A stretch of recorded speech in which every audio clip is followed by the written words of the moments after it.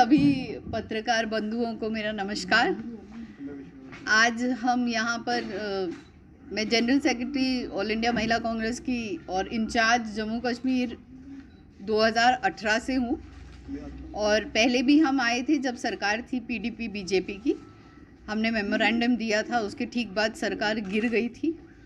उसके बाद भी जो डेवलपमेंट्स हुए हैं वो तो पूरे देश भर में सभी को पता है कि जम्मू कश्मीर में क्या हो रहा है और बीजेपी किस तरह से इसे हैंडल कर रही है सेंटर से। जिस तरह से बेरोज़गारी यहाँ पर बढ़ी है, 21.6% बेरोज़गारी का दर हुआ है अभी, और अनएम्प्लॉयमेंट की वजह से औरतों को महंगाई का जो सामना झेलना पड़ता है, जिस तरह से एलपीजी गैस सिलेंडर, अच्छे दिन और बहुत सारी चीज़ें, जैसे कि फार्म लॉज के बारे में जिस तरह से उन्होंने यू टर्न लिया, 3 काले कानून, उन्होंने कहा था कि मिलिटेंसी यहाँ पर ख़त्म होगी, लेकिन वो अपने ही चुने हुए नुमाइंदों को वो बचा नहीं पाए। और हमने हाल ही में कुछ दिन पहले भी देखा था कि किस तरह से यहाँ पर शूट किया गया प्रिंसिपल को, टीचर को, और भी सिविलियंस जिस तरह से लगातार शूट किए जा रहे हैं। एसिड अटैक जिस तरह से लड़कियों पर हो रहा है, मैं चाहती थी कि वो एसिड अटैक विक्टिम को देखूं, लेकिन कल रात को मैंने न्यूज़ पढ़ी कि उसे शायद बीजेपी को पता लग गया होगा कि मैं आ रही हूं यहाँ पर कल, तो इसीलिए उन्होंने फैसला किया कि उस लड़की को ऑपरेशन के लिए चेन्नई लेके जाएं। तो इसके पहले क्यों नहीं ये तय हुआ था और ऐसा क्यों हो रहा है? अगर महिलाओं के लिए कुछ बेहतरी हो रही है, मैंने तो पिछले 4-5 साल में यही देखा है कि स्टेटहुड छीन ली गई और स्टेटहुड छीन के इसे यूटी बनाया गया, पर इससे स्थानीय लोगों को क्या बेनिफिट हुआ है या जम्मू कश्मीर के लोगों को इससे क्या फ़ायदा पहुंचा है? ये सब करने से हम ऐसी पार्टी हैं जो आपसी भाईचारे को, हिंदू मुस्लिम को साथ लेके चलते हैं। हमें ये झगड़े फसाद पसंद नहीं हैं कि लोग आपस में लड़ाई करें। ऐसा क्यों है कि जब से मोदी जी आए हैं पिछले 7 साल से, तब से हिंदू खतरे में हैं।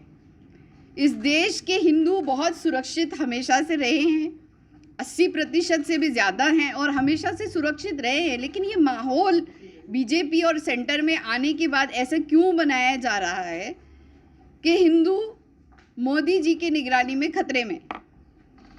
मुझे ये बात समझ नहीं आ रही है। अगर आप लोग कुछ अच्छा समझे हो, नया कश्मीर की बात होती है, नया कश्मीर में क्या हुआ है, सड़कें उसी तरह से है। हम कल सुचेतगढ़ गए, वहाँ पर भी सड़कें इतनी ख़राब थी, मैंने कुछ वीडियोस भी लिए हैं जहाँ पर हमारी गाड़ियाँ अटकी थी।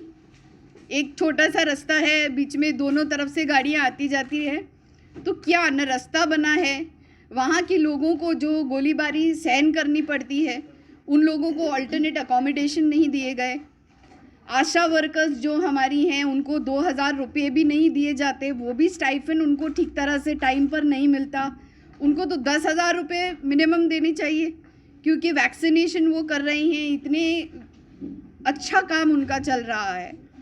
और उसी तरह से हमारी जो वृद्ध जो आश्रम हैं और जो महिलाएं हैं जो कि 40 साल के बाद उन्हें एक पेंशन मिलता है, तो यहाँ पर तो सबको पता है कि महिलाएं कितनी जल्दी विधवा हो जाती हैं, कितनी जल्दी अपना हस्बैंड खो देती हैं। तो ऐसा क्यों है कि ये सरकार उनके लिए जो बिलो पॉवर्टी लाइन है, जो 40 साल की उम्र के नीचे हैं, उनके लिए क्यों कुछ नहीं पेंशन दे पा रहे हैं? हमारे कॉरपोरेटर्स हैं, वो लोग लगातार ये सारी चीज़ें उठाते जा रहे हैं इस मुद्दों को, लेकिन यहाँ पर उस प्रकार से जो बीजेपी गवर्नमेंट ने सेंटर से जिस तरह से हैंडल, पहले डिमोनेटाइजेशन किया, स्टेटहुड भी छीन लिया, फिर बाकी जो भी किया आप सबके सामने, जिस तरह से लॉकडाउन्स कंटिन्यूस रहे हैं, इंटरनेट कनेक्शन के वजह से बच्चों को कितनी दिक्कतें आई हैं, बेरोज़गारी बढ़ने से रेप्स ज़्यादा हो रहे हैं, एसिड अटैक्स ज़्यादा हो रहे हैं, पहले ये नहीं होते थे। तो ऐसी जो हमारी महिलाएं तो इस दौरान भी बढ़ चढ़ के काम कर रही है। अगर हम देखें तो हर वर्ग त्रस्त है, परेशान है। पहले पेट्रोल और डीजल के प्राइस पर लेकर और दाल आटे के भाव पे इनके सारे नेता निकलते थे बाहर कि कांग्रेस के शासन में महंगाई बहुत है, लेकिन अभी तो सारी चीज़ें 3 डिजिट में जा चुकी हैं। चाहे पेट्रोल का दाम ले लो आप, एलपीजी गैस सिलेंडर कितना महंगा हो गया। तो आप अगर 2000 रुपया अगर आप देते हो किसी को भी, लेकिन आप अगर उसका 10,000 रुपये छीन लेते हो, तो वो 2000 रुपये के एवज में तो उसके पेट्रोल डीजल में और भी बहुत सारी चीज़ों में इतने पैसे जा रहे हैं, तो आपने फ़ायदा क्या पहुंचाया लोगों को। तो इस तरीके से हमारी जो आपने कल हम सुचेतगढ़ के लोगों से मिले और वहाँ पर लोगों ने हमें बताया कि किस तरह से उनकी असेंबली सेगमेंट भी छीनी गई। उनका जो सुचेतगढ़ का असेंबली सेगमेंट था वो भी अब नहीं रहा बीजेपी और सेंटर के डिलिमिटेशन के बाद। तो ये सारी चीज़ें उनके साथ में नाइंसाफ़ी एक तरीके से हो रही है। जो लोग बॉर्डर पे रहते हैं उनको कुछ तो गवर्नमेंट ने, सरकार ने करनी चाहिए कि एवज में उनको कुछ मिले। सिक्योरिटी गार्ड भी कितने हमारे भी लोग पॉलिटिकल पार्टी के लीडर्स होते हैं, सबकी सिक्योरिटी ले ली गई है। तो ऐसा ये सरकार क्यों कर रही है कि लोगों को हिफाजत। लेकिन हम अभी ये बात हम समझ सकते हैं क्योंकि जब मोदी जी खुद ही इतने डरे हुए हैं, पंजाब में उनकी सिक्योरिटी को लेके जब मसला हुआ, तो कहीं ना कहीं हमारे डिपार्टमेंट्स, चाहे जुडिशरी हो, चाहे जो भी आप डिपार्टमेंट ले लीजिए, कहीं ना कहीं ये पेगासस के मामले को ले लीजिए, जो भी है, महिलाओं को तो प्रताड़ित किया ही जा रहा है हर प्रदेश में। तो ये सारी चीज़ें जो एक विभाग जो गवर्नमेंट के, सेंट्रल गवर्नमेंट के अंडर में आता है, तो मुझे लगता है ये चंद जो कॉरपोरेट लोग हैं यही फ़ायदा इनको पहुंच रहा है। बाकी तो गरीब त्रस्त है और उनको डाइवर्शनरी टैक्टिक के तौर पे ये हिंदू मुस्लिम किया जाता है ताकि वो लोग जीते। और तो उनके पास ऐसे कोई मुद्दे हैं नहीं जिसके बिना पे वो सरकार में आ सके या जीत सके। तो यही कराना है, डाइवर्जन कराना है। कांग्रेस किस तरह से देखती है आने वाले दिनों में?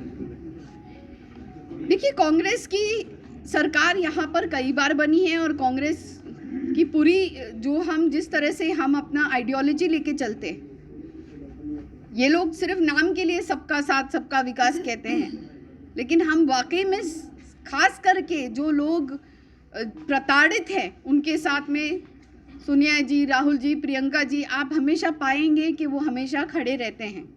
चाहे वो किसान के साथ हो, मजदूर के साथ हो, कांग्रेस की नेता भी हर जगह पहले हैं, कांग्रेस के नेता भी वक्त पे और समय से पहुंचते हैं। तो हम अपनी तरह से, हम एक सियासी पार्टी हैं जो कि सबसे देश में एक पुरानी पार्टी है और बीजेपी को अगर कोई टक्कर दे सकता है तो कांग्रेस ही दे सकती है। और वो एक फिरका परस्त पार्टी है, जिस तरह से ये हिंदू मुस्लिम करके हमेशा जीतना चाहती है, आपसी भाईचारा जो हमारी देश का असेंस है वो तो उसमें मानती नहीं है। रिपोर्ट तो अभी भी ट्रांसपेरेंट नहीं है, जिस तरीके से पूरी तरह से आई है, हमारे बड़े नेता अभी भी उसके बारे में क्लियर नहीं है। वो ट्रांसपेरेंटली अभी बाहर निकलेगी और सही से बात समझा जाएगा। लेकिन इन लोगों ने जम्मू का शायद 1 बढ़ाया है और कश्मीर के जम्मू के 6 बढ़ाए हैं और कश्मीर का 1 बढ़ाया है। तो उस तरीके से मोटा मोटी तो सबको पता है, लेकिन और डिटेल जब निकलेगा तब और ज़्यादा ट्रांसपेरेंसी जो है नहीं अभी, और जो माहौल डेमोक्रेसी का बरकरार रखने का होता है, जिस तरह से डेमोक्रेसी बरकरार रहनी चाहिए। गोडसे की जय जय बात करते हैं, गांधी को जिसने मारा उसकी जय जयकार होती है। हम देश में देख रहे हैं कि किस तरह से ये चारों ओर त्राहिमाम फैली है। कुछ दिन पहले भी हमने देखा था कश्मीर में प्रेस क्लब में, आज क्योंकि हम प्रेस क्लब में बैठे हैं तो प्रेस क्लब की बात भी कर देते हैं कि किस तरह से वहाँ भी इलेक्शंस मैनिपुलेट हुए हैं। तो हर तरीके से अगर आप देखो, कथुआ में क्या हुआ था, किसके झंडे इन्होंने उठाए थे जब उस छोटी बच्ची का बलात्कार हुआ था, कौन था उसके जिम्मेदार। तो इनके जो लोग होते हैं, ये लोग हर तरीके से इनका कोई जस्टिफिकेशन नहीं हो सकता।